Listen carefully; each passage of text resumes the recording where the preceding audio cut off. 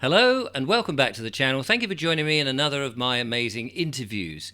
Today, I'm looking at you and I'm looking at you through, I'm looking at you through my where is it? This one, my one good eye, because you may or may not know that the other eye is a prosthesis because I lost it quite about 10 years ago now. It's amazing, which is why it always looks a little bit weird and wacky. But I am looking at you, and I'm looking at you through glasses, which is a pain for me because I'd rather not have glasses. And when I was young, I read some books on how to improve your vision without glasses. There was a remarkable man, I think around in the 1920s, called H.E. Bates, and he wrote a book called Better Vision Without Glasses. And I struggled with this, and in the end, as you can see, gave up. What kind of a life have I had? Well, I went to contact lenses, and then I lost my eye. Now I'm back to glasses. However, I have a gentleman today on my amazing interviews who he is a natural vision expert. He's a musician and an author, and he has done it himself and he's improved his vision, and he joins me now. Sean MacLeod, welcome to the show. Hello, Sean. Hi, Richard. How are you?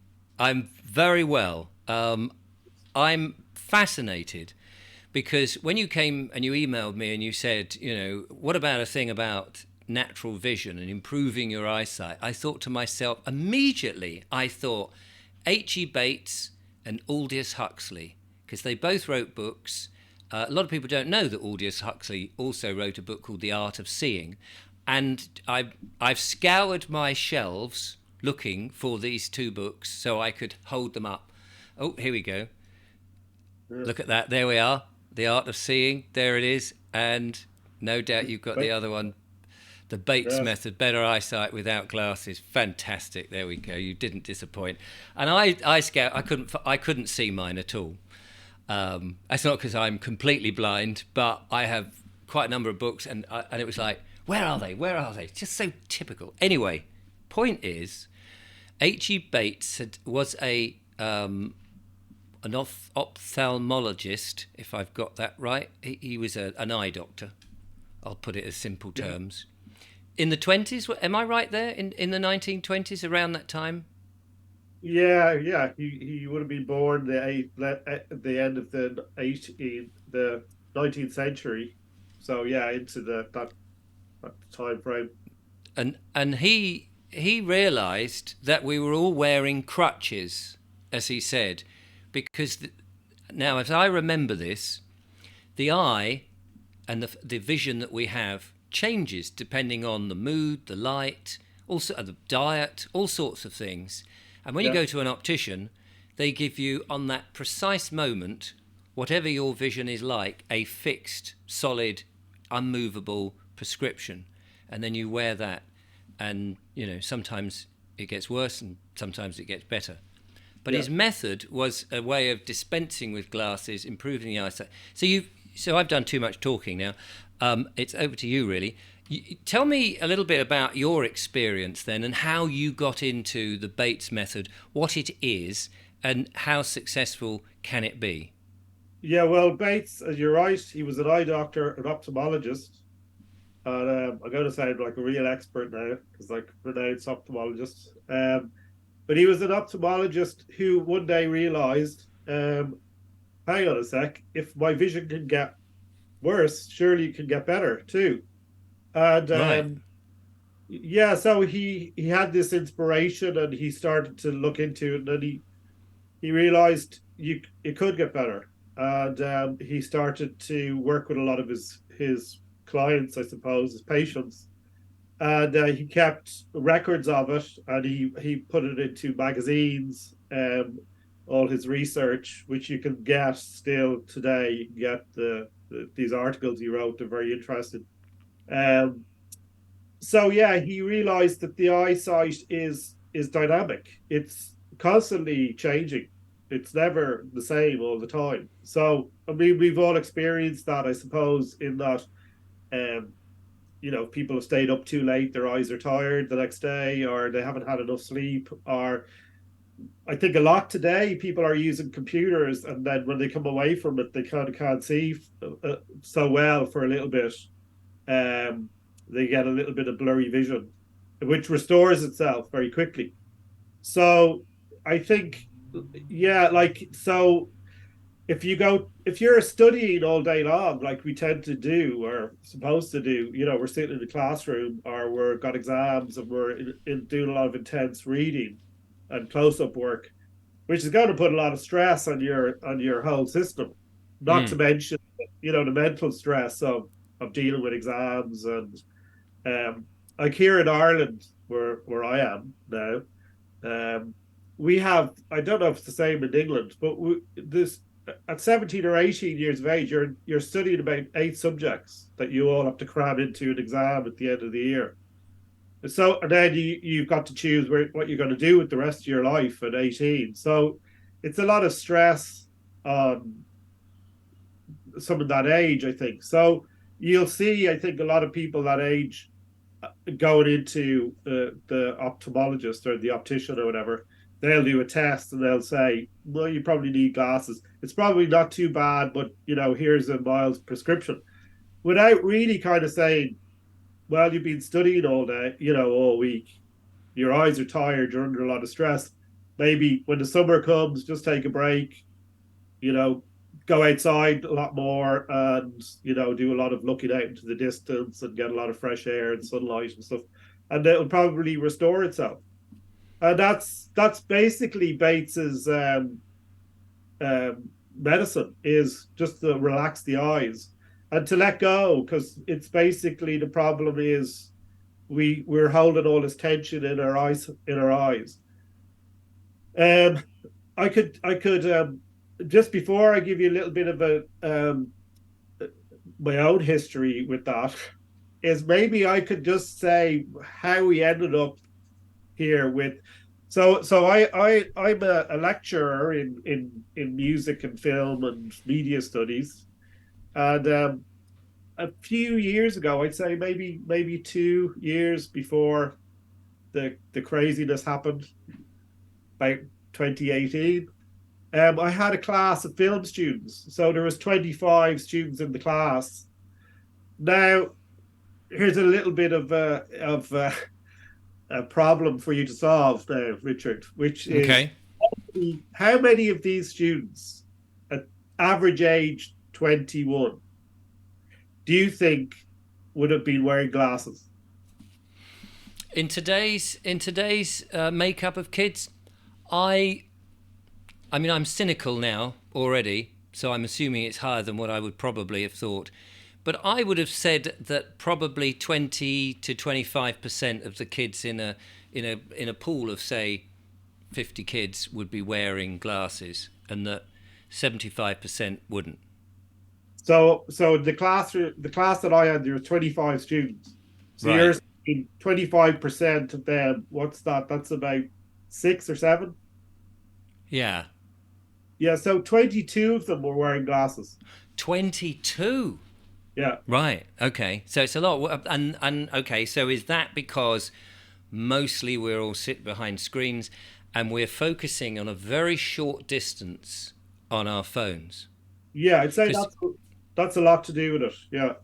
I know. I mean, I'm jumping ahead here, but I know that from Bates's stuff, and the thing with both of us is we both know a little bit about it. You probably know a hell of a lot more, but I remember the distance viewing, because I'm myopic, so short-sighted, and it's all about, if you look into the distance, and if you constantly do this focus here, it's quite well, stressful, I suppose. It's you're because the lens and I mean, it's a bit like a camera, really, the eyeball, isn't it? And it's if you do all this too much, it gets a little bit stuck there. No, it's not like a camera. Not, it's not like that's what I said. It's nothing like I said. Actually, said you replay that, and I really didn't say it. Oh God, it's going horrible. So this is a good point to enter in to why I think we're all ended up in glasses, Mm, which is to increase and increase.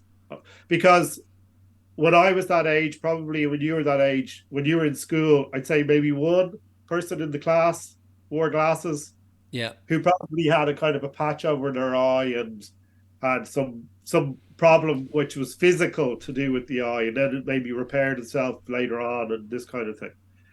So, I would say if we go back to well, if we start with there was a philosopher called Rudolf Steiner who I've mentioned already to you Before we were filming, yeah. And who is a very interesting man who basically had an interest in every conceivable subject, from biodynamic farming to architecture to Waldorf education or the Steiner schools. And Steiner's philosophy, Steiner talks about what he calls an evolution of consciousness. So we have been evolving our consciousness over these various time periods. And we're in a very specific one now, which he calls the consciousness soul era. The consciousness soul era. The consciousness soul era. So prior to this, he had ancient Greece and ancient Rome, and their consciousness was different to our consciousness. They were only beginning to develop the idea of rational thought and philosophy and stuff like this with its philosophers like Socrates and Plato and Aristotle. And since the consciousness soul period, which sometimes we might maybe call the Renaissance, we entered into a different state of consciousness, a different relationship with the world, which was when we developed the capacity really for rational thinking and to think for ourselves. And I would say it's a little bit like we can see these developments in our own life from a child to an adult. So when we're children, we don't have an I consciousness as much. We live more within the family. We are connected more. We talk about us in relation to our mother and our father and our and the young child clings on to the apron strings of the mother because they're connected on an etheric level with the mother. And when we become teenagers, we suddenly think we don't want anything to do with our family. Yeah, that's true. We want to have our own thoughts and our own opinions, and we start to begin to think for ourselves. And when we start to think for ourselves, we start to make lots of mistakes. And we don't really want to listen to what other people have to tell us. And when we make mistakes, we end up in difficult situations. And sometimes we can't solve those situations. We also are faced with more responsibility, more stress in our lives because we have to now do things on our own. So humanity entered that stage around the 15th century or so. And you can see it then evolves in the philosophy. So there's a French philosopher called Descartes who had this maxim, cognit, I think, therefore I am, cogito ergo sum. And it was the beginning of doubting everything, but also becoming self-aware. We started to become aware of ourselves, and we also started to become more materialistic, because if we are connected with the cosmos and the gods of the cosmos, we don't have our own sense of independence. So we get cut off from the cosmos, we enter into this material world, and we start to see everything in a very reductionist, materialistic way.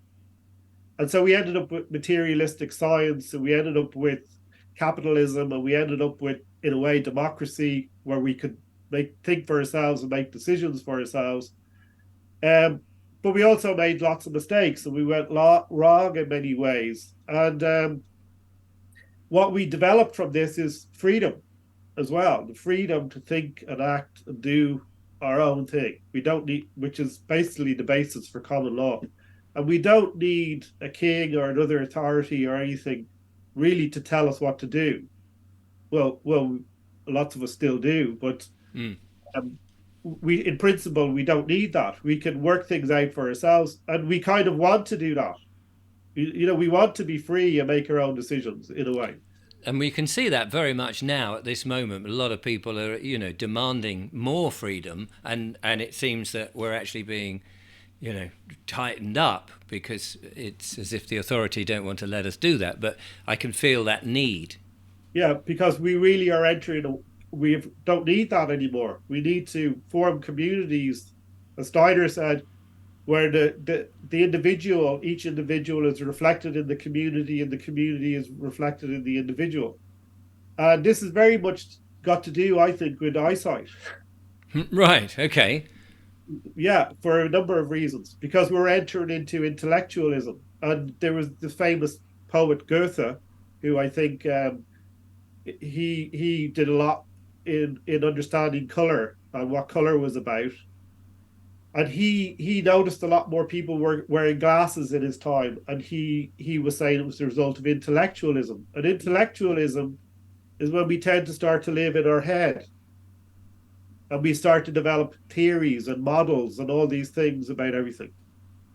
And Goethe said, well, and one of the examples of this was Newton's theory of light, where Newton believed light was made up of colors. And Goethe said, after spending many years studying light and talking to many artists about light, and went to Italy, and he looked at all the art there, and he realized that this is not the case. That color is formed out of shade and light coming together. And I could even show you demonstrations of that there if you want to see them. But so we had this very one-sided view, materialistic view of things, and modern physics would see darkness in a way as it's not anything, whereas it clearly exists in our world. We have light, and we have dark, and we have night, and we have day. And Goethe also said one thing that's missing as well is the scientist wants to remove themselves from their investigation, which is impossible because we are interpreting everything. So there's always this inner activity going on all the time. So you get these principles basically of polarities, of expansion, of contraction, of dark, of light, of me and the other, of the individual and the community, and with vision. So with rationalistic thinking, we're always looking for the result, which is what I was saying to you earlier. We're always looking for what's the result, what's our destination. Most people, I imagine, they have this experience of when they're driving along in their car. There's other people go really fast and they go, where are they going in such a hurry? Yeah. And we want to get to where we're going to get to where we want to go next, to where, and we in a sense miss the journey. Right. We're not in the moment. We're We're sort of not, going, right, okay, we've got to get to here, and we go the quickest route, even yeah, though we might arrive 20 minutes earlier. And then what do you do with the time? yeah. And then there's a tendency, you probably experienced it, of where do we go next? You Yeah. have to get to the next To the destination. next destination. Yes, absolutely. And we never really get there. So we kind of miss the journey. As you said, we're not living in the now. So there's this journey point aspect, but there's also to get to the point. We need a destination in a way. So with vision, we have these 2 points as well. We have the focus point, which is actually only about this size. If you can see, if you do this Yeah. The tiny little, like a pinhole camera. like a pinhole camera, and you get these what the pinhole spectacles, which we can use for natural vision, which are these little pinholes. Oh, yeah. Did you use these, Richard? The pinhole I did. spectacles? I did make my own car. I mean, I didn't use them on. I mean, I would make up cardboard and put a pinhole in, and when you look through a pinhole, it's a lot sharp. If you've got blurred vision, Yeah. it's a So lot sharp. Oh, look at that! There these we go. are pinhole Wow. spectacles, and what they do is they focus the light onto the back of your your your mind, or your head, or your brain, which is a point called the fovea centralis, which is a very tiny point. And you can try this now, Richard, if you don't mind. Mm-hmm. You can look at your microphone there, and when you look at the microphone, Yeah. you notice everything else is out of vision.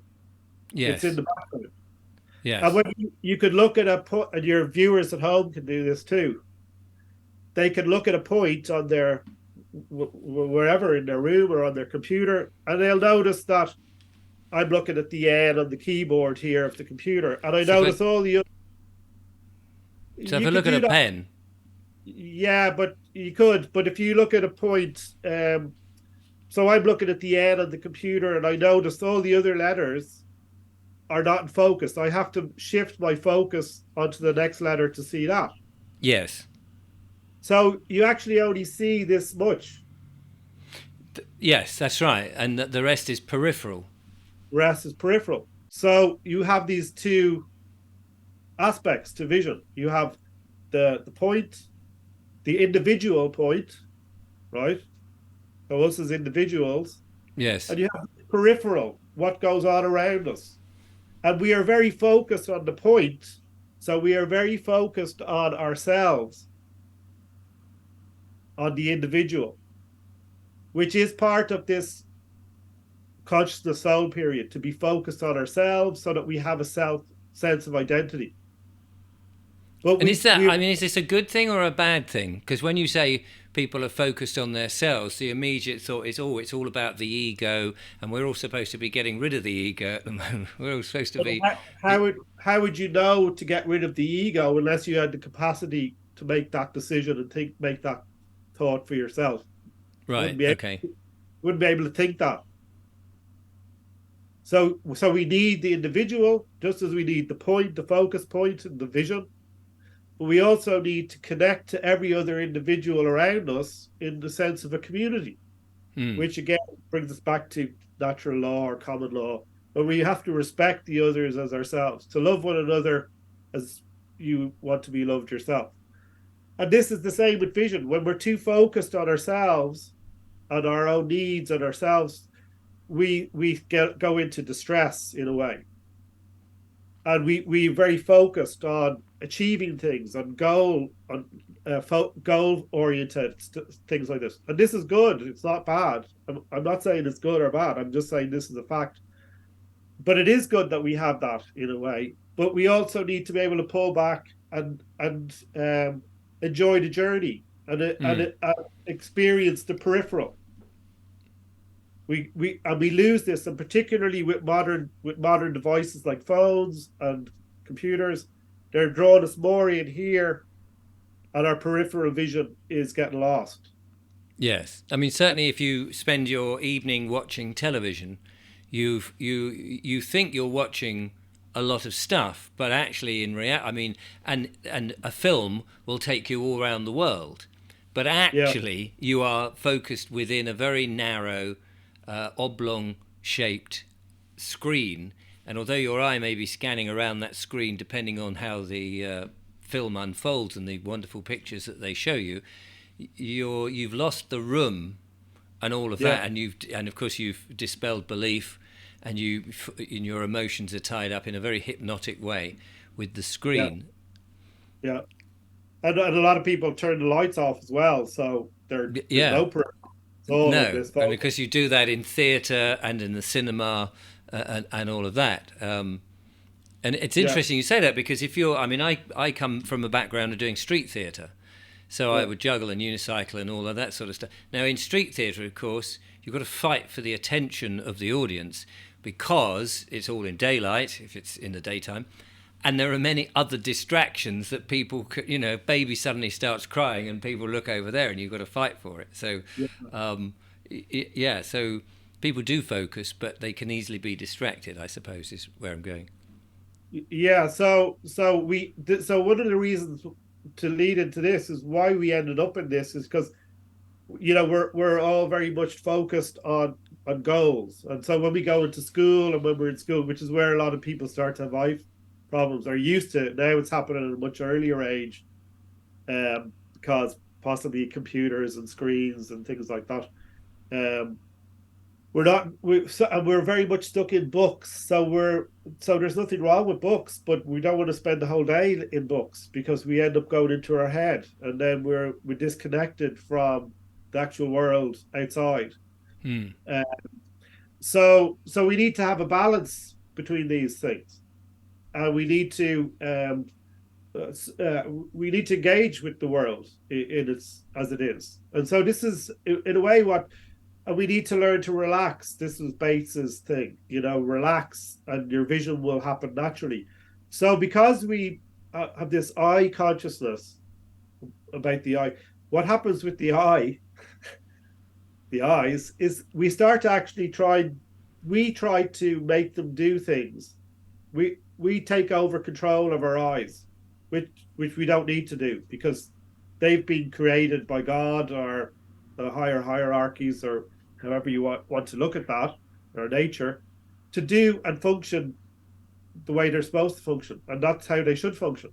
Yes. And when we interfere with that process psychologically or spiritually, we because we don't know how I don't know how an eye works in a way.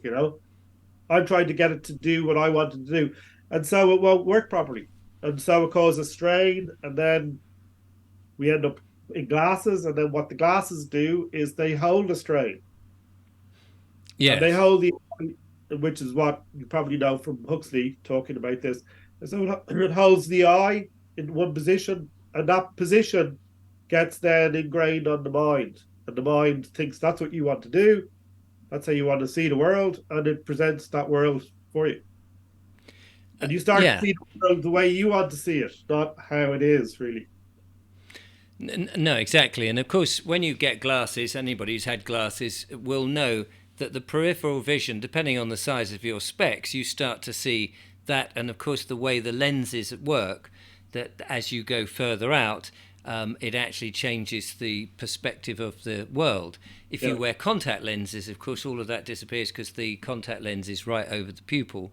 But again, it's still a fixed lens, yeah, and your real lens is now redundant because it's not really doing any focusing anymore, because you've got this one correction, which yeah, is an artificial correction. yeah, So one of the things, I mean, that Bates told me is that and you explained the pinprick of the bit that's actually in focus and the rest is out of focus, so that in order to see in focus, the eye is naturally scanning yeah, all around, and you don't even know that you're doing that. If you've got good vision, normal vision, let's say, and it's scanning around, you'll look at an object. I'm looking at a camera at the moment. I'm not actually looking at your face. I'm looking at the camera. I've got your face to the side, but it's in out of focus, and my eye is sort of scanning around at the camera. yeah, But I'm doing that because I know that's what it should be doing. But yeah, if I relax because of my bad habits, the eye then it becomes more stationary and is trying to see the whole scene, and it becomes very fixed, yeah, and therefore it's not doing what it should do. yeah, And I think what Bates was trying to sort of get people who were myopic is you need to kind of kick-start the eye so that it does the scanning thing. yeah, Now, I did try all this when I was 18, when I first sort of stumbled across this, and I thought, marvellous, I can dispense with these bloody things. yeah, And, because I hated having glasses. yeah, It's not such a problem at the moment with one eye, because I want to protect the other eye from anything flying into it and blinding me. So I have a slightly natural fear of becoming blind because I've only got one left. yeah, However, if still pain in the neck, and they're dirty and they're smeary and they're fixed and all that. So I tried all of this, and you get lots of different techniques to sort of do it. There's things called sunning and palming and things we'll talk about that.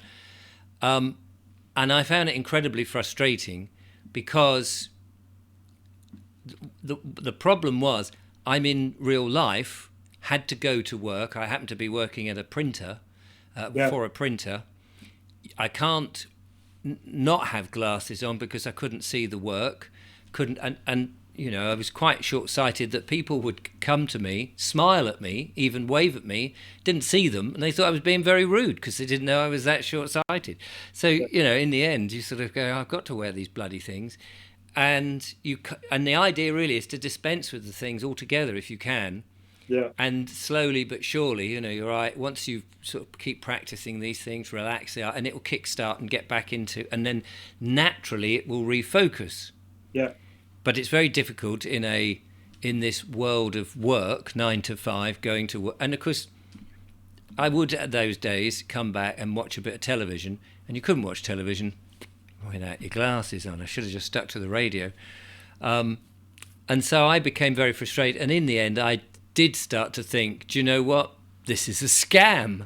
Yeah. And then the next book I found was Aldous Huxley. And I thought, well, surely Aldous Huxley isn't going to lie to us. Brave New World, all this sort of stuff, The Art of Seeing.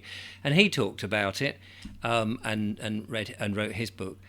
And then I bumped into a chap who had done this, but he was so vague. He said, oh yes, I did that years and years ago. I had a problem with my eyes, it was LFO, and he said I followed these things. He didn't know Bates or anything. He'd just gone somewhere and learnt these things, but he was so vague, and I was very enthusiastic. I kept asking him, but he was just like, yeah, no, I just did, I just sort of focused about here, did these exercises. And it's like even more frustrating really when somebody's done it but they can't explain it to you in any detail. Yeah. And then I thought, well, maybe he's just making that up just to please me or something. Yeah. And then then eventually you go back, you rely on your glasses, and years go past and you think whatever. And Yeah. the sad part is, for me, is if I could have done this, I wouldn't have worn contact lenses, and if I didn't wear contact lenses, I wouldn't have got the bug that got trapped behind the contact lenses, which was an acanthamoeba, which ate the cornea and gave me 4 years of pain, 3 cornea transplants, and then the final removal of my eye. If only Bates' stuff and I had gelled, then I would have 2 eyes today. Yeah. Who knows? Yeah. Well, when my vision journey, I suppose I just talk about that a little bit. Then we just look at some techniques and other things that would help people. Yeah, I came across this book in a bookstore. I mean, I was very keen. I mean, I didn't read at all while I was a kid. I was one of these kids who just, the minute I woke up in the morning, I was gone, and I was playing football, I was climbing trees, and I just very active. And I didn't really like reading or anything like that. I did watch a lot of television, and my vision was perfect. I had really, really good vision, as most of the children around me growing up with did. Like, it was odd to see somebody with glasses. Yeah. That age, And I actually remember one of my school friends, a woman, he came back after summer holidays wearing glasses, and I remember very clearly being perplexed, going, what happened? You didn't realize vision got poor. I suppose as children you just accept things as they are, like. But I started around 13 or 14. As I said, you go into this consciousness, this very self-aware period where you start to want to engage with the world a bit more intellectually. And of course, I started to read and started becoming a very avid reader. I was reading all the time, and very quickly I had to get glasses. And what's interesting about it is, which you maybe ask yourself as well, Richard, and the viewers might ask, whoever is interested in this, I kind of wanted to wear glasses at the time. Well, it made you look, it did make you look intellectual, because those kids that wore glasses did look intelligent for some reason. I mean, perhaps that's just psychological, but you thought of them as being, oh yes, they're very intelligent because they're just wearing glasses. They're blind, basically, they're blurred vision or whatever it was. Yeah, but it's just an irrational thought, isn't it? Yeah, it's a cultural thing that we associate these things, because seemingly glasses, locks, and clocks all came about roughly around the same time. So again, this consciousness soul period of time, property, the lock, and glasses, which was to do with, reading and having knowledge and having facts, and that would get you on. So there, and you'd find clockmakers, lockmakers, and watchmakers all in the same. Might be the same trade even. Yeah. And definitely clocks and locks. And so um, I started to read a lot then, and then you notice as well if you're a certain type of person, you might be look at the ground a lot when you're walking. Mm. You're like this with your book, and then you're watching the ground as you're walking along, probably thinking about something. You're not really giving your eyes the chance to stretch out and to see further into the distance and to exercise that and to build up those relationships in your mind of, expand, allowing your vision to expand. And this is one of the things Huxley, didn't he found when he lived and he went out to live in wide open spaces, and it really helped his vision. And so um, so I had that experience, and then I wanted to wear glasses, as I said, because I got very interested in music when I was a child. I was made to I was made to do all these things, and all I wanted to do was run around outside and be outside, and I had to play the piano, and I had to go to art classes, and these things, and which I didn't really like. But then I suddenly did get interested in music, and so I had people I had, I suppose, childhood heroes were like John Lennon and James Joyce, and and you'd see them wearing glasses, so you kind of Mm. wanted to be part of that club. So there was a kind of a desire that your own mind and body responds to. Richard wants this, or Sean wants this. So um, some people call this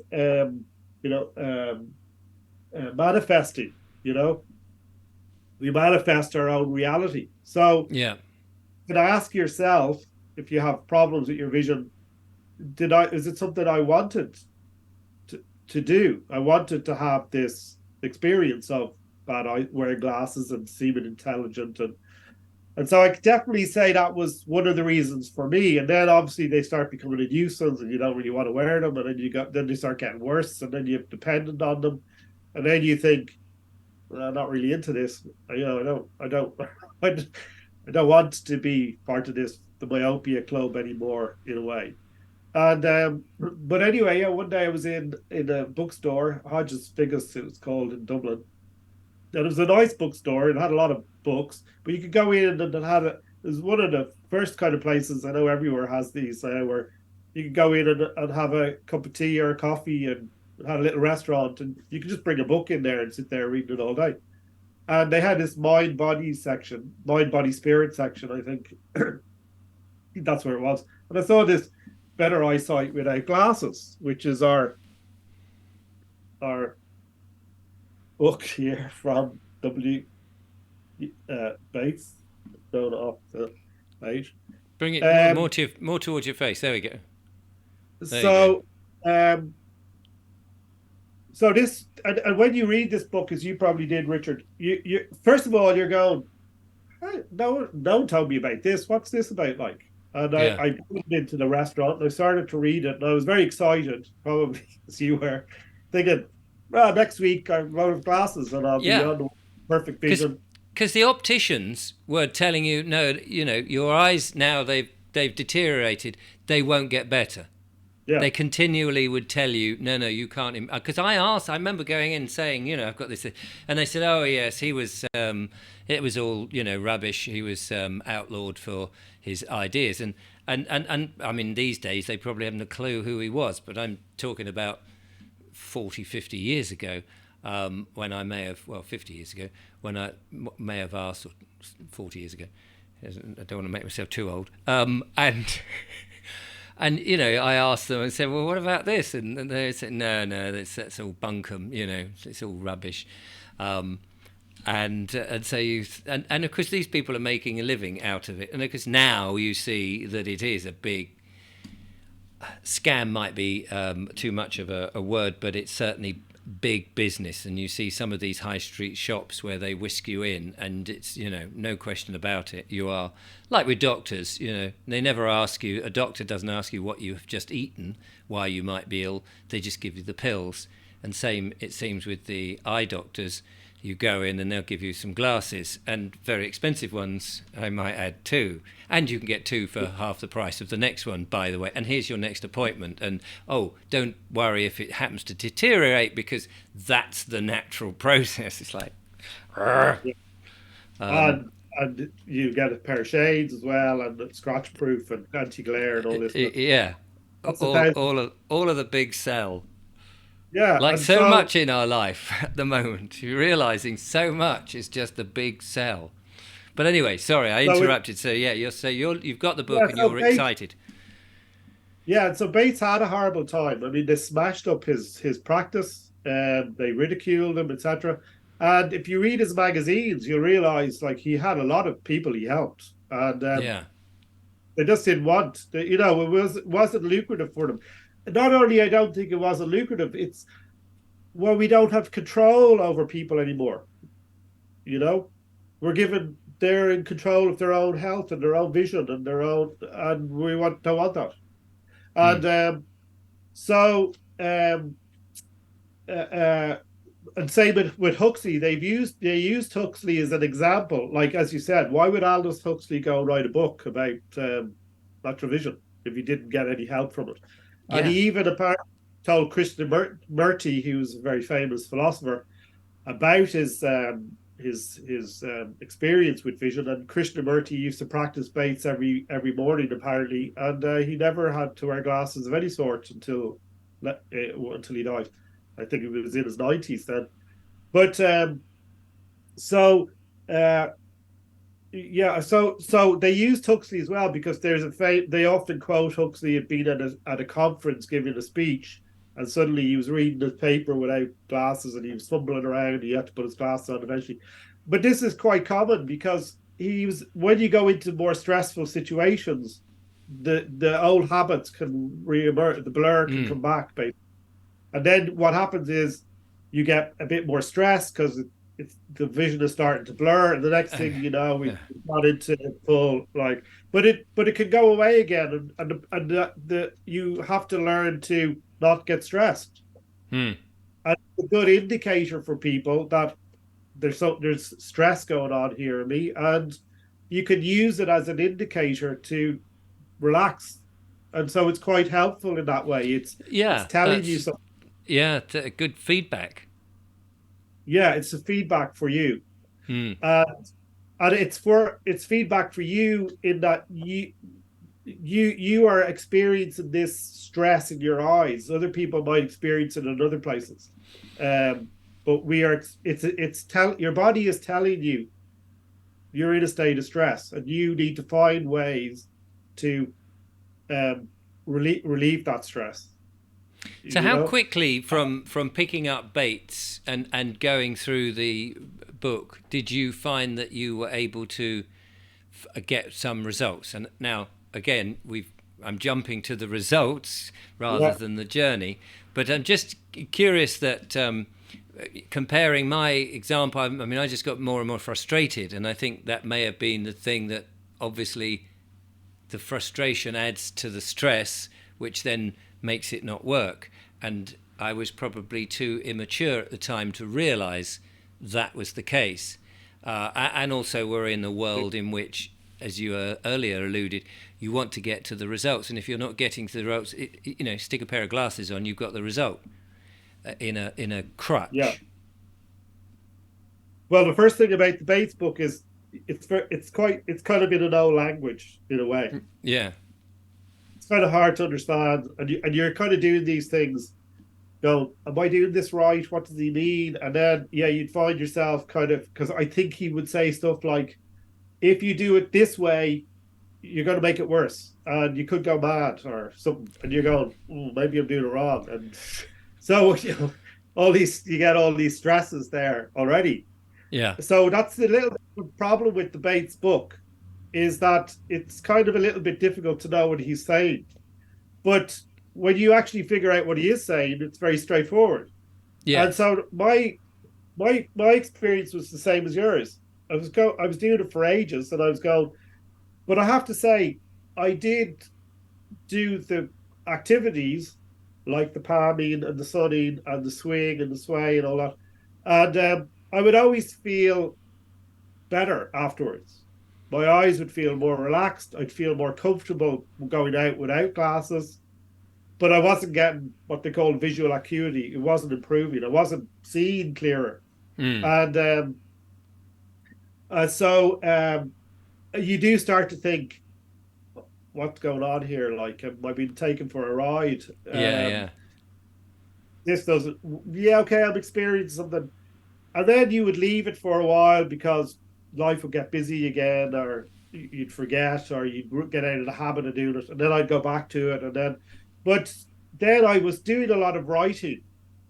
And it was quite a number of years ago I was writing. I've written a couple of books, mainly on music and culture, um, like books like Behind the Wall of Illusion, which is a book on the Beatles and culture and the esoteric world of the Beatles in the 60s, which might be Anybody something wants we could. to check it out? Is it on Amazon and all these other places? All good bookshops, as they used to say. Yeah, Probably. it just Yeah. came out there recently.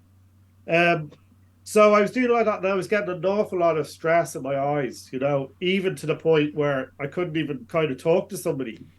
My eyes were just getting stressed. Um, so I really had to start trying the Bates method properly. Like I really had to Because kind it of, does haunt you, doesn't it? I mean, that's funny thing, you say that. You keep coming back to it, and I've kept coming back to it thinking, there must be something in this. And it haunts you because yeah, I mean, I'm the same with emails. I get loads of emails and I sit there doing these emails. And in the end, I have to walk away from the screen because I can no longer focus, even with glasses, can no longer focus on the keyboard. I'm getting double vision. I've only got one eye, so work that one out. On the screen, and there's a ton more to do because people keep sending me emails. Very nice of them, thanks very much, but it's sometimes very difficult. And I just have to go away and go, I can't do this. yeah, And so, but the problem then is you come back the next day and there's twice as many. And you're trying to sort of yeah, get through. And I think if people sent me letters on paper, it's so much easier because I can look at that screen stuff. And people send me PDFs all at once. I've just written a book, Richard, blah, blah, blah. Would you like a copy? And they send me a PDF and I just say, have you got a hard copy? I can't read PDFs. And then, they say, no, I haven't got a hard copy. It's going to cost too much to send it to you. Or whatever.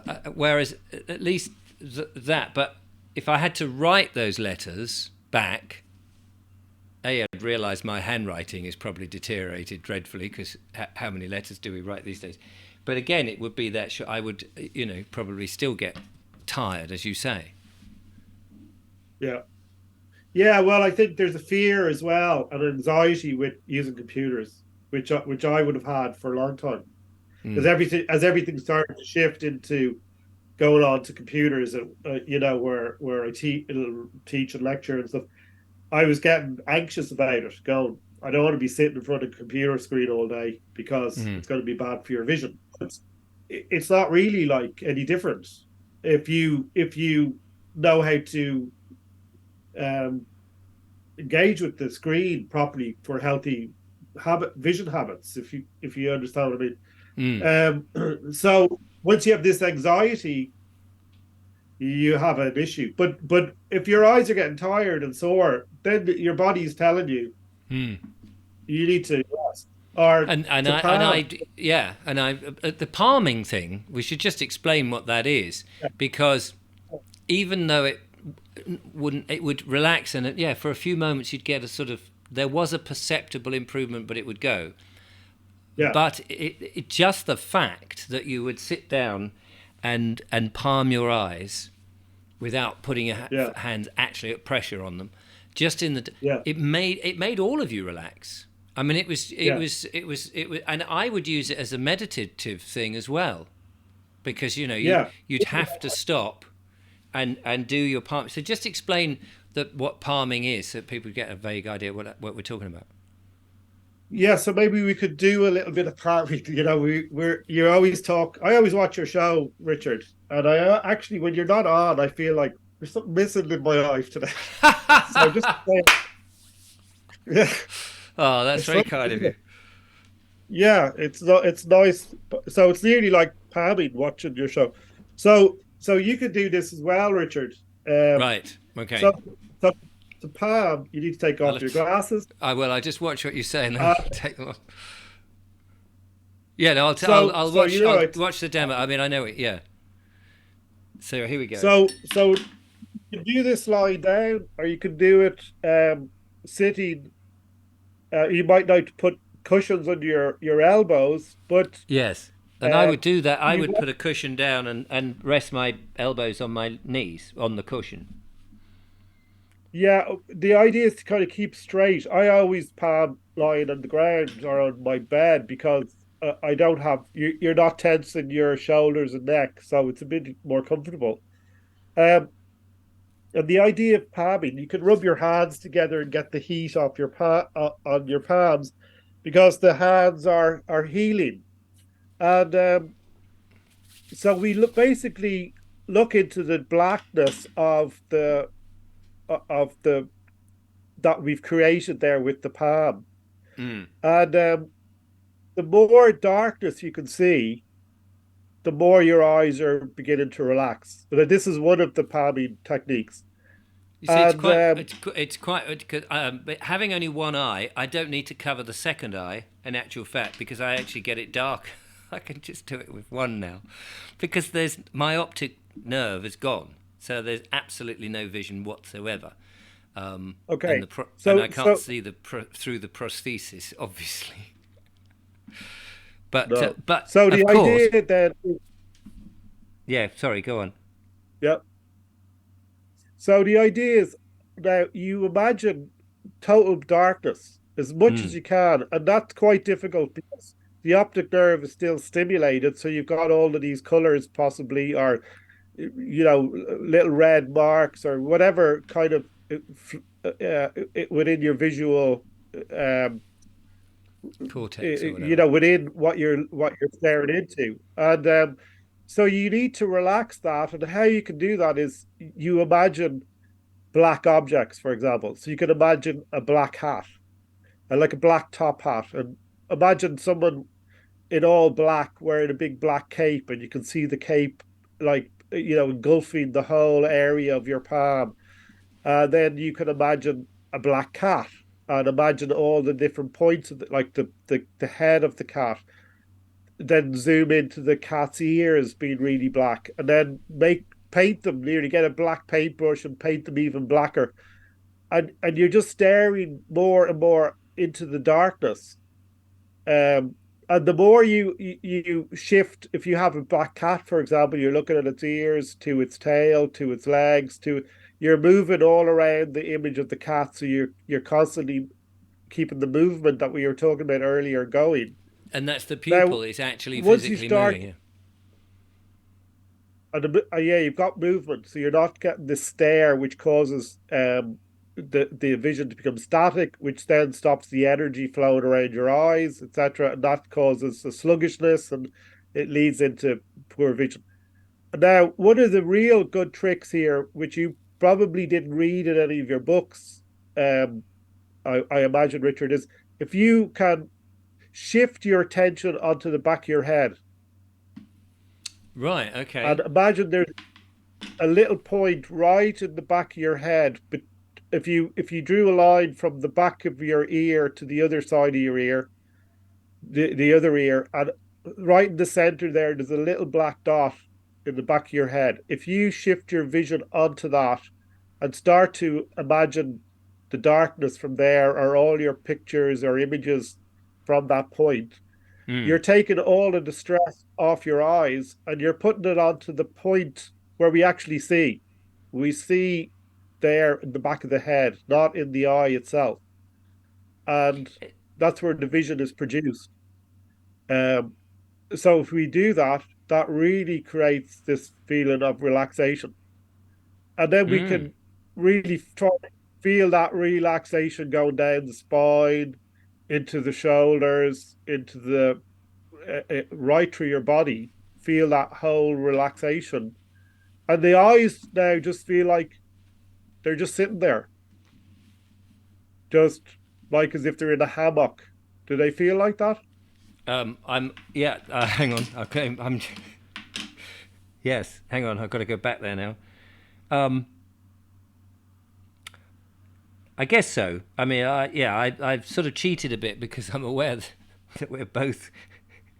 You're not quite on the screen, and I'm anybody coming in Okay. thinks that we've. I mean, that was the other thing. I was anybody seeing me would think I'm thoroughly depressed and I'm about to commit suicide because I've got my head in my hands. Did you never? Did you Yeah, never well, think that? I would get well, I people like. wouldn't really do it in public. No, no, but if my girlfriend walked Uh, in or my mother walked in, if I was upstairs in my bedroom like this, she'd say, "Oh my God, Richard, are you all right?" And you go, "Yeah, I'm just palming my eyes." And my dad was a magician, yeah. and of course, palming has a different meaning if you're a magician. And my dad would palming the eye. Now, of course, I could actually take the eye out and palm it, but that's sleight of hand stuff. Sorry. So the other technique with this, which is really, really helpful for people with distance vision problems, is you can shift now from the darkness into imagining. I don't know if you did this with your palming, Richard, but you imagine looking out into the distance. So you can imagine Yes. you're on a beach, and the sea is coming in. You can hear the ocean. You can see off in the distance. You can see a ship, and on the Yes. ship you can see if it's an old sailing ship, you can see the posts, the masts, the sails, and you start creating that image in your mind, And your looking eyes are out at the and your distance, eyes and are you can doing watch. it. Yeah. So how long Your would eyes are you? doing it. Yeah. How long would you be sitting there palming? Well, I used to do 15 minutes in the morning and 15 minutes in the evening, and now Right. in the last week I've been was driving a lot and doing a lot of things. My eyes were getting tired, so I was doing a lot more palming, and I only have to palm for 10, 15 minutes, and suddenly they just feel wonderful again, you Yeah. know. Um, and so there's lots palming that you could do a whole day of workshops on palming and all the various different things you could do with palming. But it is a meditation for the whole body, for the Yeah. eyes. You, it helps improve imagination if you start to do all the a lot of us can't imagine really anymore. People, you know, they close their eyes and you say, imagine an apple, and they're like, I can't. And so it helps to I mean, that is exercise. astounding. That is astounding if people can't imagine things. But Yeah, then I I think they suppose find it what difficult. yeah, They find it because that difficult to hold the images and to because they don't need to anymore. The television and films and and the it does it phones. for Yeah. them. Phones. So we're losing that capacity to imagine, which is the creative capacity of the creator that we participate in creating the world we live in. And it's been done for us, which is a woman you had on earlier the other day. She was talking about water, you know, the capacity of water. Hmm. And water as a memory, it has a moral aspect to it as well. She was talking about it holds shapes, and if you say I love you to the water and this kind of thing. And silicon is another one. Silicon has all the capacities water has, except it doesn't respond to you saying I love you or these moral elements. And we are now faced, I think, of being in a world of water, which is the living world, or silicon, if you think of Silicon Valley and our computers, which all use silicon. And we're going into a recreation of this world, but without the moral aspect to it. Hmm. So it's doing everything for us. We don't assume we won't need to imagine anything. We just put on our headset and So in a way, which things like palming, even if you have great eyesight anyway and you don't need it, spending 15 minutes a day or twice a day and doing, as you said, improving the imagination before it yeah, is lost as another thing that's taken away from us is in and of itself a benefit. yeah, it's very beneficial. Palming itself, even if you have bad eyesight, don't have bad eyesight, Mm. or they don't like to use these words in bad or anything. It just is the way it is, and you need to. But so the other, yeah, these are all very helpful as meditations. The Mm. other thing is another good thing for that is when you are so movement with Bates, movement was a big thing. So we do this thing called the swing or the sway. So you can do the sway, which is to sit here like I'm sitting here, and I can see I have you can put your finger up like this or your pencil, or you can see a post or a pole, It and was the you sort of see everything moving. yeah, the Yeah, juxtaposition of a stationary object and then the distant object, and you're aware yeah, of one yeah, thing against the other and how it moves, and that yeah. helps to retrain the eye. Um, and there were I mean, there's lots of Well, things in the books, of course. what it does as well is so when you're walking, if you go out for a walk, which is very good for your eyes, a vision walk where you're looking around, you're not just staring at the floor thinking what you're going Yes, to do have for dinner. You need to engage with the world. And one thing yes, that keeps you in the now and present and connected is when you're walking, is to notice everything moving past as you walk. yes. Uh, some people can't are not aware of that movement. They don't know what you're talking about when you're saying it. So when you were moving back and forward there, I could notice the stationary objects are staying stationary and you're moving in the opposite direction to them. So when we walk down the road, everything that comes to meet us is going in the opposite direction. So life is always flowing, and when we are in that moment of noticing that, we cannot be in our head thinking about all No, the that's so problems. true. Yes. And I know what you mean by, the fact that that people often don't get what you're saying about things. Every lamppost, you flick an eye to the lamppost and you'll see how it moves against the house behind it, perhaps, or a tree, and Yeah, everything suddenly is not alive, but everything is in motion. everything's Because about. the slightest movement, everything is in relation to what's behind it, and everything, so you're aware of all of this stuff, and you're so right. You can't be thinking about what am I going to buy for dinner, because you're in this amazing visual feast Yeah, of stuff. And of course, when I'm doing that sort of thing, or when I used to do that sort of stuff, and now I'm going to try it even more, I would take off my glasses, and of course, but these were blurs, a blur behind a blur, which is where it became frustrated. I can do it with my glasses on, and it's a lot more visual, of course, because things are in focus. But Bates was saying there's no point doing it with your glasses, because you're just fixing to this point where the glasses are rather than actually your eye. So yeah, again, it can be frustrating, but if over time you can see that, and you only need to get a tiny little bit of improvement to keep you excited, to keep you doing it. yeah. That was the thing, and I would get a bit of that, especially after palming. Things would be a bit better, but it's just the Okay, so world. I I was think just, Richard, yeah, sorry, go on. I think we're running out of time, are we? I know Yeah, you like to yeah. keep. So I just tell you a few other small things. First of all, you could use reduced prescription lenses. Now Just ask them to, yeah.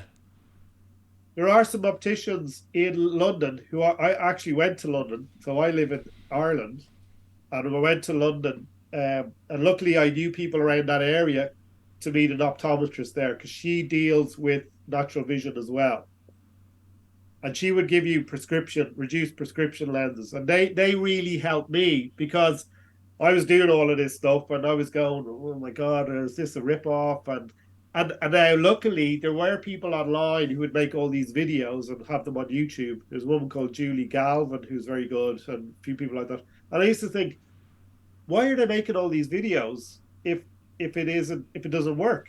Because they weren't charging you for them, Mm. and they just wanted to share their experience and these things.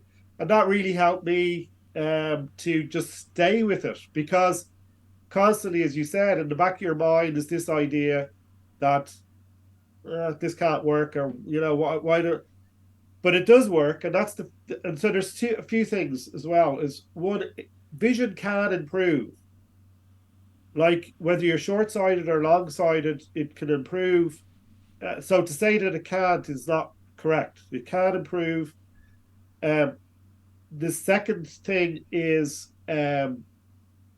what was the second thing? Um, that yeah, so you could use prescription lenses. So they reduce your dependency on strong prescriptions. Um, and you can still like see fairly well through them, but it doesn't the eye doesn't need to do so much work. So when I was doing all these things, I went to this woman and I got this optician in London, and I got these reduced prescription lenses, which actually arrived strangely enough on my birthday. She sent them over to me, and I used to go on these vision walks with them on, and I used to call them the magic specs, because you put them on and you could see everything, and you do the vision work, and things would suddenly become really clear because the eyes didn't have as much work to do. They only had a small amount to do. Right. And then I got very excited about that, and I was doing that for about a week, and I was with my wife.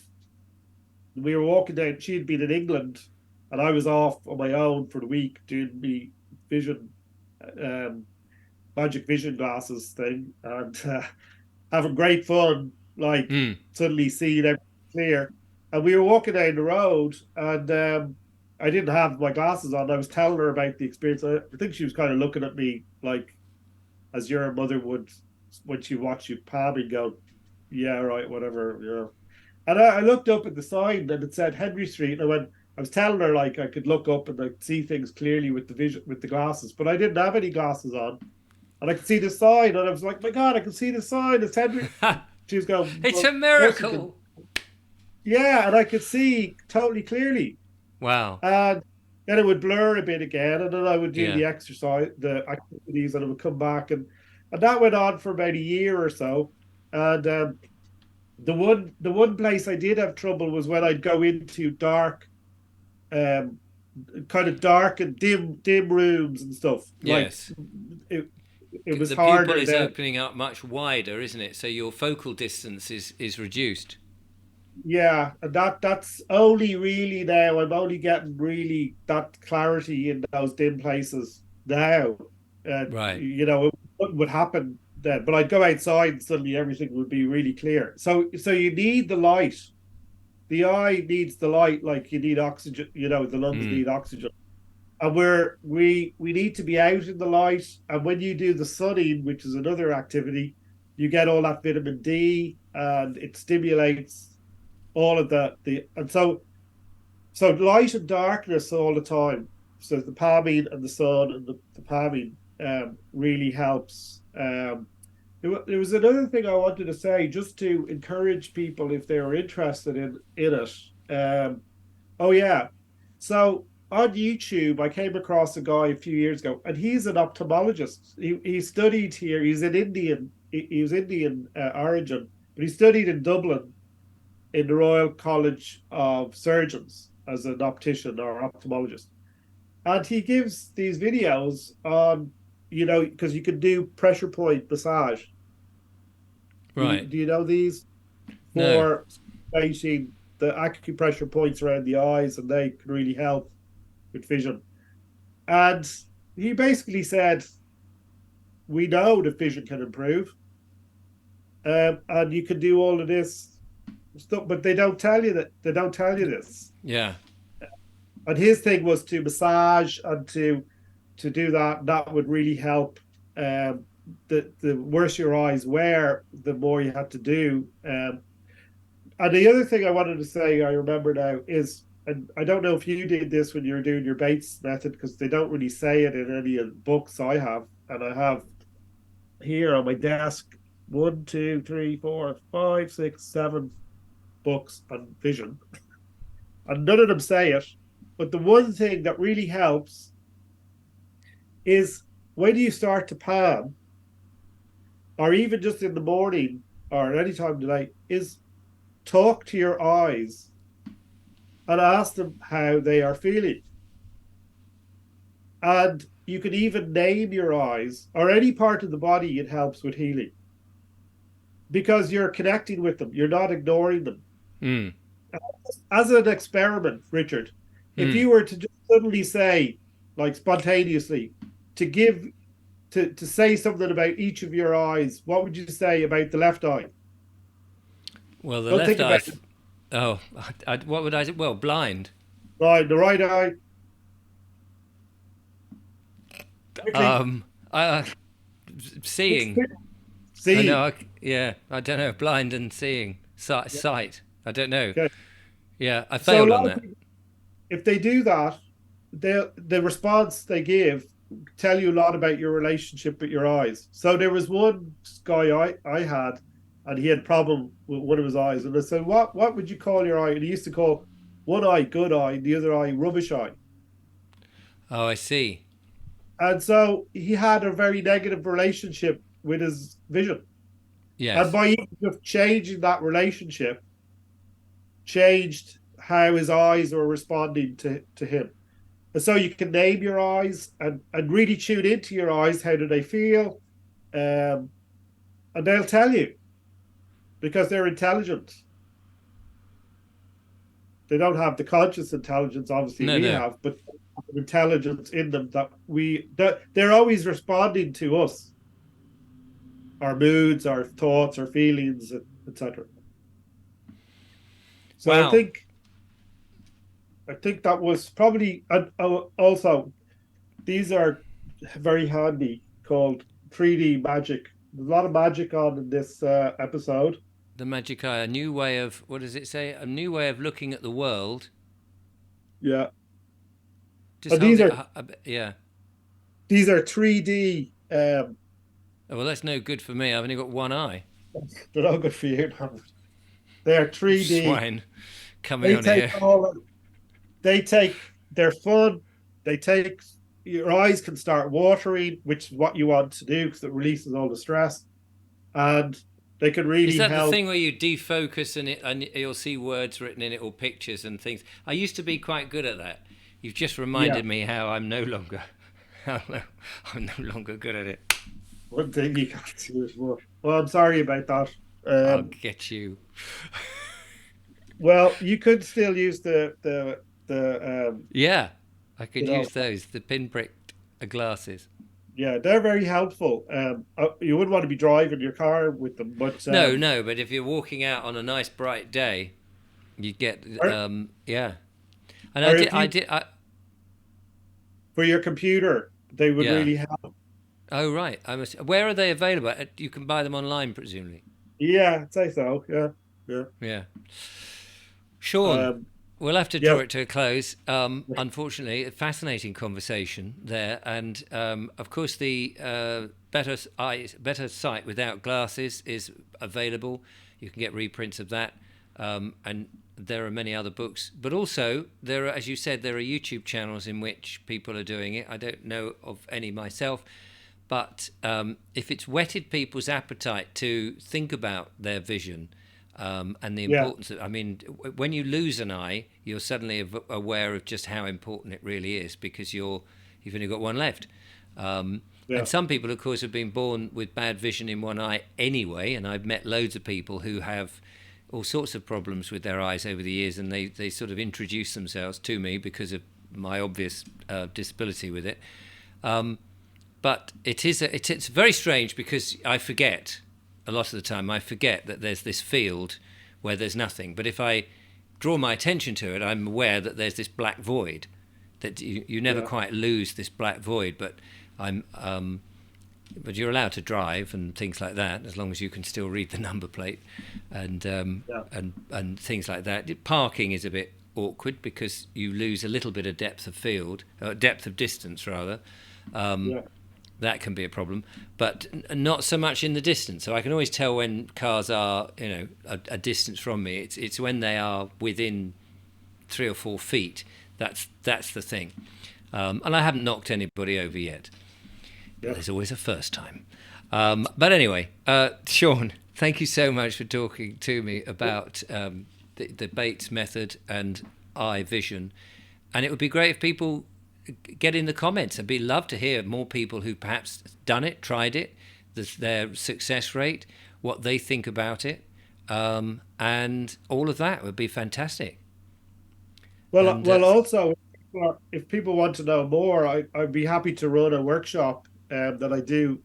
I don't do them very often because well, I do them, but I find people spend a lot of time asking you about it mm, because they're really interested. But the shift from being interested to actually doing, as you probably know, it does take a bit of yeah, time and where can people get in touch?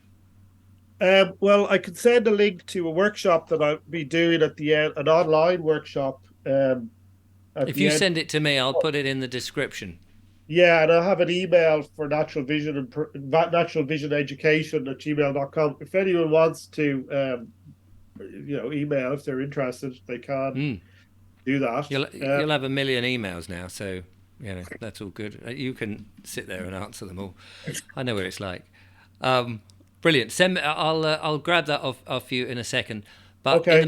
in the meantime, we better wrap up the show. Thank you so much, Sean. Really appreciate that. I hope the ladies and gentlemen out there watching have gleaned something from it.